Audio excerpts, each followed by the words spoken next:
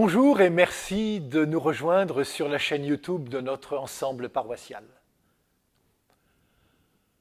Rien ne pourra arrêter sa marche vers Jérusalem, la ville des prophètes. Au moment où Jésus affirme avec force sa mission, nous comprenons que rien ne pourra le contraindre à y renoncer, même avec les menaces qui pèsent sur lui. Allez dire à ce renard d'Hérode qu'il me faut continuer ma route, aujourd'hui, demain et le jour suivant. On ne peut pas être plus clair. Au milieu d'un monde hostile, par bien des côtés, nous, qui sommes aujourd'hui les disciples de Jésus-Christ mort et ressuscité, nous voilà invités plus que jamais à nous attacher à sa personne comme lui reste attaché à son Père dans la fidélité à la mission confiée. Ne pas subir, rester maître de soi dans la mission, même quand elle est difficile. Surtout quand elle est difficile.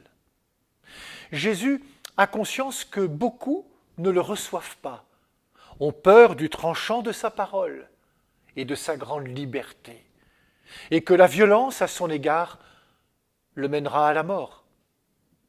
Mais il est surtout habité de cette conviction qu'il accomplit la volonté de son Père.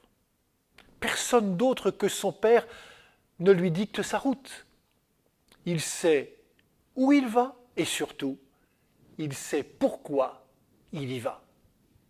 Je suis venu pour que les hommes aient la vie et qu'ils l'aient en abondance, qu'ils l'aient pleinement.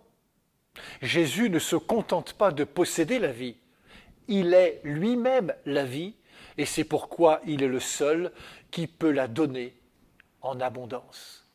Il est le maître de la vie. Il expulse les démons, il fait des guérisons, il enseigne, il rassemble, il révèle, il ouvre les cœurs et offre le pardon. Notre monde pourrait-il être privé de l'Évangile qui est le Christ ?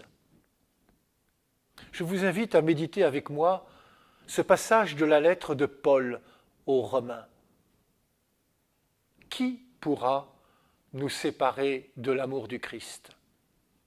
La détresse, l'angoisse, la persécution, la faim, le dénuement, le danger, le supplice.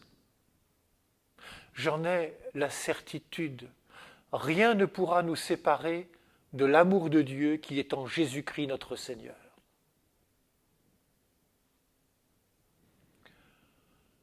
Comme l'écrit Christian Bobin, Jésus est l'homme qui marche bien au-delà de la tombée du jour. Bonne journée à toutes et à tous.